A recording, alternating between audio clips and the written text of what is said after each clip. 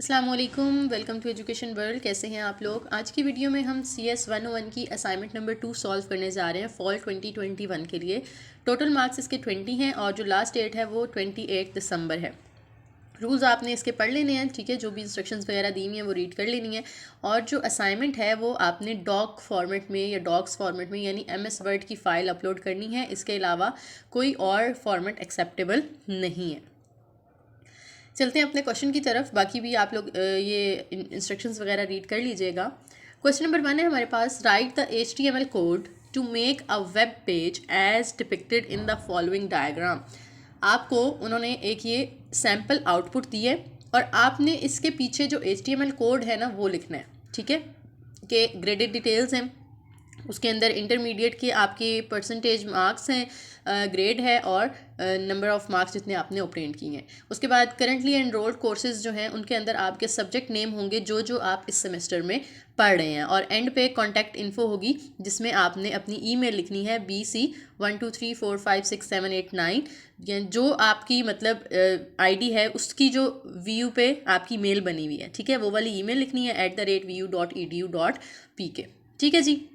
ये आपका जो है वो सैम्पल आउटपुट होनी चाहिए। अब इसकी जो है वो इंस्ट्रक्शंस हम पढ़ लेते हैं। क्या है, use your VU ID as a title of the web page and contact information should contain your VU ID that is given at the end of the sample page. के आपको यहाँ पे देखें ऊपर ये टाइटल नज़र आ रहा है ना इस सैम्पल के अंदर, ये BC12345, ये आपका टाइटल जो है, आपकी जो आईडी है ना वो यहाँ पे शो होना चाहिए। और एंड पे जो कॉन्टैक्ट इन्फो है उसमें भी आपकी अपनी आईडी होनी चाहिए।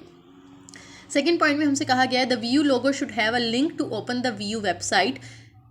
You can include the VU logo in your web page from the following URL। यानी इस URL पे आपको जो है इस पे वेबसाइट पे क्लिक करेंगे ना तो आप पहुंच जाएंगे उस लोगो पे, ठीक है। आपने या आप वैसे भी गूगल पे जाके कोई भी लोगो व्यू का इस तरह से डाउनलोड कर लें और उसका आपने लिंक क्रिएट करना है इस वेबसाइट के साथ। व्यू की जो वेबसाइट है ऑफिशियल वेबसाइट, उसके साथ लिंक क्रिएट करना है कि आप इस पिक्चर पे क्लिक करें, ये जो व्यू की पिक्चर होगी उस पर क्लिक करें तो आप डायरेक्ट उस वेबसाइट पे पहुंच जाएं, ठीक है।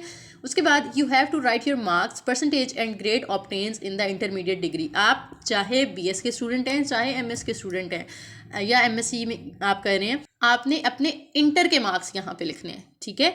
जो MSc वाले हैं वो ये नहीं सोचें कि आपने जो है वो बैचलर्स या उस तरह के लिखने हैं। आपने इंटर के, सब ने इंटरमीडिएट के, इंटर में जितने मार्क्स आपने लिए थे उसकी परसेंटेज कितनी थी और ग्रेड कितना था वो आपने यहाँ पे लिखना है, ठीक हो गया।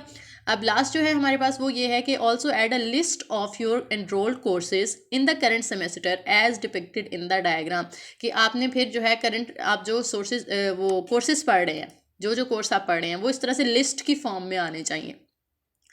नेक्स्ट हमें कहा जा रहा है कि जो HTML कोड है वो आपने नोट पैड के अंदर लिखना है, ठीक है। और नोट पैड का जो नाम है वो आपने अपनी आईडी के नाम से सेव करना है और उसके साथ .html एक्सटेंशन भी यूज़ करनी है। फिर आपने HTML जो आपकी फ़ाइल होगी नोट पैड की उसको ओपन करना है तो आपका जो आउटपुट है वो सामने आ जाएगी इस तरह की, ठीक है जी। अब वो जब आउटपुट सामने आएगी तो उसका आपने लेना है स्क्रीनशॉट और लेके आपने इसके अंदर पेस्ट करना है, ठीक है। आपने HTML का कोड कॉपी पेस्ट कर लेना है नोट पैड से उठा के यहाँ पे वर्ड के अंदर, और जो आपकी आउटपुट आएगी उसका स्क्रीनशॉट लेके आपने यहाँ पे पेस्ट करना है, ठीक है जी। तो सोल्यूशन की तरफ चलते हैं। ये आप लोगों के सामने मैंने सारा HTML कोड लिख दिया है। अब ये कैसे लिखा है ये हम देख लेते हैं। जो अब आप HTML का कोड लिखना होता है ना तो सबसे पहले आप HTML का टैग लगाते हैं, ठीक है। ये जो इस तरह से लेस देन और ग्रेटर देन के साइन के अंदर है ना, इसे हम कहते हैं टैग। HTML का टैग स्टार्ट में आएगा और एक एंड पे आएगा जिसको आपने स्लैश लगा के लिखना है, /HTML। ये क्या है कि आपने HTML को स्टार्ट किया और स्लैश का मतलब होता है कि आपने उसको क्लोज कर दिया। अब इसके अंदर आपने सारा काम करना है, ठीक है। ऊपर एक हेड का टैग आएगा। अब हेड के टैग को आपने ओपन किया और साथ ही आपने उसको क्लोज कर देना है। उसके अंदर आपने लिखना है टाइटल का टैग। टाइटल का टैग ओपन भी होगा और टाइटल का टैग क्लोज भी होगा। अब उसके अंदर टाइटल क्या है, टाइटल है आपकी VU ID। हमें उन्होंने ऊपर बताया था ना कि आपका जो टाइटल है वो क्या होना चाहिए, VU ID होनी चाहिए। तो ये यहाँ पे ऊपर शो होगा ये वाला, ठीक है। तो आपने क्या करना है, यहाँ पे अपनी VU ID लिखनी है जो भी आपकी है। तो ये हेड का काम हो गया। हेड होता है कि आपने टाइटल के अंदर क्या क्या करना है। उसके बाद आते हैं तो सेकंड स्टेप के अंदर हमें कहा गया था कि हमने VU की वेबसाइट के साथ लिंक बनाना है उसकी पिक्चर का। तो हम क्या करते हैं उसके लिए Ahref, ये हम टैग यूज़ करते हैं। Ahref क्या काम करता है, ये आपका जो है वो हाइपरलिंक एक तरह से क्रिएट कर देता है कि आपने अब इस इक्वल लगा के ना तो इन्वर्टेड कॉमास में लिखना है कि आप किसके साथ लिंक बनाना चाहते हैं, यानी अगर आप जो भी चीज़ आपको दी गई है उसको आपने लिंक किसके साथ बनाना है, तो हमने उसका व्यू की वेबसाइट के साथ बनाना है, तो इसलिए हमने व्यू की वेबसाइट का एड्रेस लिख दिया https://www.vu.edu.pk, इन्वर्टेड कॉमर्स के अंदर लिखना है, कॉमर्स क्लोज किए, और ये जो टैग हमने यहाँ पे इसकी ओपनिंग ब्रैकेट लगाई थी ना, इसकी क्लोज ब्रैकेट यहाँ पे लगा दी। उसके बाद हमने यहाँ पे एक और टैग यूज़ करना है इमेज सोर्स का, ठीक है, इमेज SRC सोर्स। अब इसके अंदर आपने इन्वर्टेड कॉमर्स के अंदर उसका जो लोगो आपने डाउनलोड किया होगा ना, उसका नाम लिखना है, ठीक है। अब वो कैसे करना है मैं आपको बताती हूँ। ये आपने जाना है गूगल पे, यहाँ पे जाके आप जो है वो टाइप करें व्यू लोगो, एंटर करें, तो आपके पास यहाँ पे पिक्चर्स आ जाएंगी बहुत सारी, तो जो भी आप यहाँ से चूज़ करना चाहते हैं वो आप चूज़ करें, सेलेक्ट करें, उस पर आप इस पर राइट क्लिक करेंगे तो यहाँ पे आ जाएगा सेव इमेज एज, इस पर क्लिक करें तो ये आपको बता देगा आपने कहाँ सेव करना है। तो फॉर एग्जांपल मैं इसे डेस्कटॉप पे सेव करना चाहती हूँ और इसका नाम व्यू लोगो पहले से ही लिखा हुआ है, तो आप कोई भी जो भी नाम अगर ये आप चेंज करना चाहते हैं ना, आप किसी दफ़ा पिक्चर लिख लें, कुछ भी लिख लें, वो आपने यहाँ पे लिखना है। और आपने क्या करना है, इसके साथ .png लाजमी लिखना है। कैसे पता चलेगा आपने क्या लिखना है, यहाँ पे जो फॉर्मेट आ रहा होगा ना, अगर यहाँ पे PNG आ रहा है तो आप इधर PNG लिख दें, अगर यहाँ पे JPG आ रहा है तो आप यहाँ पे JPG लिख लें, और उसको आप चेंज भी कर सकते हैं अपनी मर्जी से, ठीक है।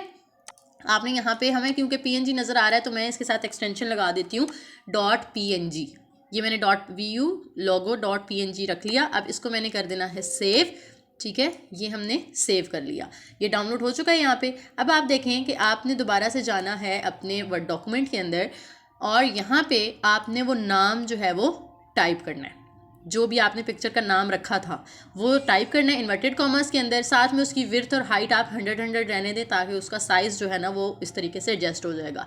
ये टैग आपका इमेज सोर्स का यहाँ पे क्लोज हुआ, और फिर आपने ये जो रेफरेंस वाला टैग ओपन किया था ना वो /a लगा के इधर क्लोज होगा, ठीक हो गया। उसके बाद इतना काम तो हो गया कि हमने पिक्चर का जो है वो कनेक्शन बना दिया, किसके साथ, वेबसाइट के साथ, ठीक है। अगर हम ऊपर चलें अपने क्वेश्चन की तरफ तो देखें जी, ये हम कर चुके हैं, व्यू लोगों का लिंक बना लिया। अब उसके बाद हमने अपने मार्क्स, परसेंटेज और ग्रेडेड ऑब्टेन मार्क्स वगैरह लिखने हैं इस तरह से। ग्रेडेड डिटेल्स की बड़ी हेडिंग होगी, उसके नीचे एक छोटी हेडिंग होगी इंटरमीडिएट की, और उसके नीचे 3 लाइंस हैं। तो उसको आपने कैसे करना है आप देखें।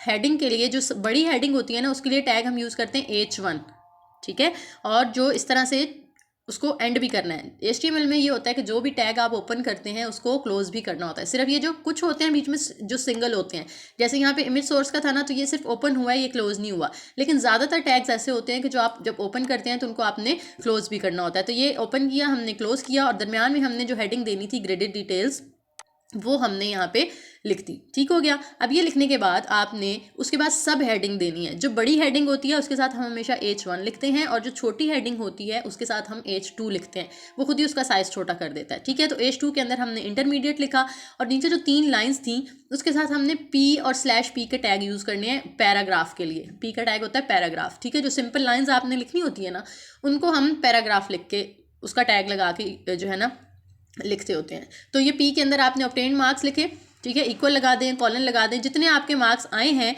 वो आपने लिखने हैं अपने रिजल्ट कार्ड से देख के, ठीक है। परसेंटेज भी आपने अपनी वहाँ से देख लेनी है कि कितनी है, वो आपने यहाँ पे लिखनी है। और फिर एक और P के टैग के अंदर आपने ग्रेड लिख के वो आपने लिखना है कि कितना है आपका, ठीक हो गया। ये 3 पैराग्राफ के टैग्स के अंदर आपने तीनों चीज़ें लिख दी। नेक्स्ट एक और हेडिंग है हमारे पास यहाँ पे जो कि है करंटली एनरोल्ड कोर्सेज़ के नाम से। तो करंटली एनरोल्ड कोर्सेज़ क्योंकि यहाँ पे बड़ी हेडिंग हमें नज़र आ रही है तो इसलिए हमने इसके साथ H1 का टैग यूज़ करना है, ठीक है। और H1 आप स्मॉल में लिखें या कैपिटल में लिखें, एक ही बात है। आपने यहाँ कैपिटल लिखा, आप यहाँ भी कैपिटल लिख सकते हैं, आप यहाँ भी स्मॉल लिख सकते हैं, यहाँ भी स्मॉल लिख सकते हैं, ये आपकी मर्जी है। हमने ये लिखा करंटली एनरोल्ड कोर्सेज़, उसके अंदर हमने लिख दिया, तो ये इसको बड़ी हेडिंग बनाएगा। उसके बाद अब हमने बनानी है लिस्ट। लिस्ट के लिए जो ऑर्डर होता है ना, जो टैग होता है वो ये होता है UL, क्योंकि हम अनऑर्डर्ड लिस्ट बना रहे हैं, ठीक है। अनऑर्डर्ड लिस्ट जिसमें ऑर्डर मैटर नहीं कर रहा हमारे लिए, तो अनऑर्डर्ड लिस्ट के लिए हम UL का टैग यूज़ करते हैं। इधर हमने ओपन किया और इधर हमने क्लोज किया। अब इसके बीच में हमने वो सारे नाम लिखने हैं जिनकी लिस्ट बनानी है हमने, ठीक है। तो लिस्ट के लिए जो टैग यूज़ होता है वो होता है LI, और उसको आपने एंड भी करना होता है /li के साथ, ठीक है। जितने आपके सब्जेक्ट्स हैं वो आपने इस तरह से लिखने हैं। जैसे मैंने यहाँ पे आप लोगों के लिए 5 लिख दिए, आपके 6 हैं, तो आप यहाँ पे एंटर प्रेस करके तो इसके अंदर इसको बेशक यहाँ से कर लें, इस तरह से कॉपी कर लें, ठीक है, और यहाँ पे पेस्ट कर दें। तो उसके अंदर बस अपना सब्जेक्ट का जो नाम होगा वो आप चेंज कर लेंगे। तो जितने सब्जेक्ट्स हैं उतने आपने यहाँ पे लाइंस लिख देनी है सेम पैटर्न के साथ। एंड पे आपने अब क्या करना है, आपने कॉन्टैक्ट इन्फो देनी है। तो कॉन्टैक्ट इन्फो कैसे देंगे हमने यहाँ पे जो पी का टैग है वो इस तरह से हमने ओपन किया, क्योंकि वो पैराग्राफ का टैग यूज़ करते हैं ना हम सिंपल लाइंस लिखने के लिए। तो हमने यहाँ पे टैग ओपन किया, टैग क्लोज किया। अब उसके अंदर कॉन्टैक्ट इन्फो लिख के यहाँ पे आपने अब अपनी आईडी लिखनी है, जो भी आपकी आईडी है 190, ठीक है, या 210, जो भी आपकी आईडी है वो लिख के, और आपने फिर @vu.edu.pk इस तरह करके आपने अपनी जो है वो यहाँ पे ईमेल लिख देनी है। तो आपका ये इस तरह से कोड कंप्लीट हो जाएगा, ठीक है जी। अब आपने इसको खुद चेंज कर लेना है अपनी यहाँ पे मर्जी पे। और अब आपने एंड पे पुट करना है स्क्रीनशॉट अपनी आउटपुट का। तो आउटपुट का स्क्रीनशॉट कैसे पेस्ट करेंगे, आप आउटपुट कैसे निकालेंगे, क्योंकि आउटपुट सेम तो नहीं होगी ना, जैसी मेरी आई है वैसी तो नहीं होगी आपके। तो ये मार्क्स भी चेंज होंगे, आईडी भी चेंज होगी, परसेंटेज, सब्जेक्ट्स वगैरह चेंज हो सकते हैं। तो यहाँ पे हमने क्या करना है, जो आप लोग काम करेंगे अब ये है कि आपने चेंज कैसे करना है। आपने इस सारे को करना है जी सेलेक्ट, ठीक हो गया, सेलेक्ट करें, Ctrl+C करें, जिससे हमने इसको कर लिया कॉपी। अब हम जाएंगे यहाँ पे सर्च बार के अंदर और खोलेंगे नोटपैड। ये हमने यहाँ से नोटपैड का ऐप ओपन करना है। जैसे ही ये ओपन हो जाएगा तो इसके अंदर आपने Ctrl+V करके सारा पेस्ट कर देना है। चाहे तो आप डायरेक्ट इसके अंदर टाइप भी कर सकते हैं, ठीक है, और डायरेक्ट वर्ड के अंदर टाइप करें तो भी कोई मसला नहीं है, वहाँ से कॉपी पेस्ट कर लें यहाँ पे। तो अगर आप लोग नोटपैड पे डायरेक्ट टाइप कर रहे हैं तो भी वही सेम तरीका है। टाइप करके अब आपने इस सारे को सेलेक्ट करना है, कॉपी करना है और वर्ड फाइल में जाके पेस्ट कर देना है। तो आपका आंसर वहाँ पे मतलब सेव कर लेना है अपना, ठीक है। अब इसको हमने चलाना कैसे है, आपने इधर से जाना है फाइल में, ठीक है, यहाँ पे सेव एज पे क्लिक करेंगे हम, और ये कहेगा कि आपने कहाँ उसको सेव करना है। तो मैं चाहती हूँ कि मैं उसे डेस्कटॉप पे सेव करूँ। तो डेस्कटॉप पे जाके मैंने यहाँ पे इसका नाम लिखना है, और नाम उन्होंने कहा है कि आपकी आईडी होनी चाहिए, जो भी आपकी आईडी है, ठीक है। फॉर एग्जांपल आपकी आईडी है 210, जो भी आपकी आईडी है, एंड पे आपने .html ये लाजमी लिखना है एंड पे, ठीक है, तभी वो आपकी आउटपुट को रन करवाएगा, अदरवाइज वो उसको रन नहीं करवाएगा, ठीक हो गया। ये हमने .html एक्सटेंशन लाजमी लगानी है। अब इसको हम कर देते हैं सेव। जब ये सेव हो जाएगा तो इसको बेशक आप मिनिमाइज़ करें यहाँ पे, ठीक है, मिनिमाइज़ करके सारी टैब्स। तो अब देखें ये आपके पास ना इस तरह से ये आइकॉन शो होगा, यहाँ पे नज़र आ रहा है आपको, ये इस तरह से माइक्रोसॉफ्ट एज का मेरे पास जो है वो आइकॉन शो हुआ है। आपका क्रोम या किसी भी जिस पे आप काम कर रहे होंगे उस पर आ जाएगा। ज़्यादातर वैसे ये होगा कि माइक्रोसॉफ्ट एज पे ये सेव होगा। अब आपने इस पर डबल क्लिक करना है, इसको ओपन करना है, तो आपकी आउटपुट सामने आ जाएगी, ठीक है। ये देखें जी, ये ओपन हो गई, और इस पे ऊपर देखें टाइटल वही आ रहा होगा जो आपने अपनी आईडी लिखी होगी। ये पिक्चर आ रही है, इस पिक्चर पे अब आप क्लिक करें तो आप डायरेक्ट व्यू की वेबसाइट पे पहुंच जाएंगे, ठीक है। ये बड़ी हेडिंग है, फिर छोटी हेडिंग है, उसके अंदर 3 लाइंस हैं, फिर बड़ी हेडिंग है। आपके सब्जेक्ट्स की लिस्ट आप देखिए उसने खुद ही बना दी, आपने सिर्फ टैग्स यूज़ किए थे, और नीचे कॉन्टैक्ट इन्फो आ गई है। तो इस पर आपको मैं क्लिक करके दिखा देती हूँ कि जब आप इस पर क्लिक करेंगे ना, देखिए मैंने इस पर क्लिक किया है, तो ये आप डायरेक्ट चले जाएंगे वर्चुअल यूनिवर्सिटी की वेबसाइट के ऊपर, ठीक है। तो ये आपने लिंक क्रिएट करना सीख लिया। ये था आपका क्वेश्चन नंबर 1। अब आपने इसका स्क्रीनशॉट कैसे लेना है, ठीक है। ये आपकी आउटपुट आई है ना। स्क्रीनशॉट लेने का तरीका क्या होता है, आप प्रिंट स्क्रीन करें, कीबोर्ड से प्रिंट स्क्रीन करेंगे और फिर उसको जाके वर्ड में पेस्ट कर दें तो भी हो जाता है। और विंडो शिफ्ट एस प्रेस करेंगे तो ये आ जाएगा। अब आप जितना एरिया सेलेक्ट करना चाहते हैं उतना शॉट कैप्चर हो जाएगा। अब आप जाएँ अपनी वर्ड फाइल के अंदर, ये हम वर्ड फाइल के अंदर आएंगे, ठीक है, Ctrl+V करेंगे तो वो यहाँ पे पेस्ट कर देगा उसको, ठीक है जी। मैं इसको बैक स्पेस करके यहाँ पे आपको दिखा देती हूँ। Ctrl+V प्रेस करें तो ये आपकी जो इमेज है वो देखिए इसने यहाँ पे पेस्ट कर दी, ठीक है। ये आपकी इमेज आ गई, क्योंकि हमने बीच में टाइटल भी दिखाना था ना, तो ये पिक्चर आ गई, ये आगे वो सारा आपका काम हो जाएगा, ठीक है जी। ये क्वेश्चन नंबर 1 था। उम्मीद है आपको समझ आ गई होगी, और अगर कोई पॉइंट अभी भी क्लियर नहीं हुआ तो आप कमेंट सेक्शन में पूछ सकते हैं। अब चलते हैं क्वेश्चन नंबर 2 के ऊपर। क्वेश्चन नंबर 2 जो है वो इजी सा है। आपको उन्होंने बताया कि आपके पास इस टेबल में 8 फ्लेवर्स के जूस हैं, ठीक है, 0 से 7 तक जिनका सीरियल नंबर दिया गया हमें। कहते हैं इनको हमने 8 बिट स्टेटस स्ट्रिंग के अंदर रिप्रेजेंट करना है। तो ये देखें 8 है ना, क्योंकि हमारे पास टोटल 8 वैल्यूज़ हैं, तो 8 बिट स्ट्रिंग के अंदर भी 8 वैल्यूज़ होती हैं। तो अब देखें ये सारी 111 है। वो बता रहे हैं कि ये जो पहली वैल्यू है, ये जो इधर से आपकी लेफ़्ट साइड पे पहली वैल्यू है वो पहले के लिए है, ठीक है, 0 सीरियल नंबर वाले के लिए। जो यहाँ पे दूसरी वैल्यू होगी वो यहाँ से स्ट्रॉबेरी फ्लेवर के लिए होगी। जो तीसरी होगी वो इधर से जो 2 के सामने है पाइनएप्पल, उसके लिए होगी, ठीक है। इस तरह करके आपने चलना है। और हमें यहाँ पे बताया जा रहा है कि अगर ये 1 है वैल्यू, तो इसका मतलब है कि ये फ्लेवर अवेलेबल है। और जिसकी वैल्यू अगर 0 हो जाती है, अगर यहाँ पे कहीं पे 0 लिखा होता तो इसका मतलब था कि वो फ्लेवर अवेलेबल नहीं है, ठीक है जी। क्वेश्चन पे चलते हैं। पहले क्वेश्चन में उन्होंने हमसे कहा है assuming that all the flavours were available in the morning, कि सुबह के टाइम सारे फ्लेवर्स अवेलेबल थे। If the juices at serial number 3 and 5 in the table are finished at 2 PM, compute the new status string by using the appropriate logic operations. तो देखिए मैंने table वैसे ही ऊपर से कॉपी पेस्ट किया। अब उसके अंदर 3 कॉलम मैंने यहाँ पे इंसर्ट कर दिए साइड पे। पहले के अंदर मैंने हेडिंग दे दी मॉर्निंग, दूसरे के अंदर 2 PM की दे दी, क्योंकि एक हमें मॉर्निंग में उन्होंने हमें कहा है कि सारे अवेलेबल थे। तो मॉर्निंग के नीचे यहाँ पे देखें आपने, इसको हम नेक्स्ट पेज पे ले जाते हैं ताकि पूरा टेबल आप लोग देख सकें। ये देखें जी, ठीक है, मॉर्निंग में देखें सारे अवेलेबल थे, तो इसलिए मैंने उन सब के सामने 111 लिख दिया। 2 बजे वो कहते हैं कि सीरियल नंबर 3 और 5 वाला जो है वो ख़त्म हो गया है। तो सीरियल नंबर 3 जो है वो मैंगो है, तो उसके सामने आपने यहाँ पे 0 लिख दिया, और 5 के सामने जो है उसको भी हमने 0 लिख दिया, क्योंकि वो अब अवेलेबल नहीं है, बाकी सारे अवेलेबल हैं। तो जो न्यू स्टेटस होगा वो कैसे आएगा? न्यू स्टेटस के लिए हम यहाँ पे एंड ऑपरेशन यूज़ करेंगे, क्योंकि जब हमने वैल्यूज़ डुप्लीकेट करनी होती है ना, सारी वैल्यूज़ डुप्लीकेट करनी होती हैं, तो हम क्या करते हैं, एंड ऑपरेशन यूज़ कर। तो यहाँ पे देखें जो 2 PM वाला है वही सारा आगे आ जाएगा ना। देखें एंड ऑपरेशन में क्या होता है, अगर दोनों 1 हो तो आंसर 1 आता है। यहाँ पे दोनों 1 है तो आंसर 1 आएगा, दोनों 1 है आंसर 1 आएगा, ये भी दोनों 1 है तो आंसर 1 आएगा। यहाँ पे दोनों 1 नहीं है, एक 1 है एक 0 है, तो यहाँ 1 नहीं आएगा, यहाँ पे 0 आएगा। इधर भी दोनों 1 है तो आंसर 1, इधर भी एक डिफरेंट है तो हम क्या करेंगे, यहाँ पे 0 लिख देंगे। उसके बाद यहाँ पे दोनों 1 है तो 1 आ जाएगा, दोनों 1 है तो आंसर 1 आ जाएगा। ये हमारे पास आ गया न्यू स्टेटस, ठीक हो गया। अब पार्ट बी की तरफ चलते हैं। पार्ट बी में हमसे कहा जा रहा है द अवेलेबिलिटी स्टेटस। उसके बाद 4 PM वाला आता है।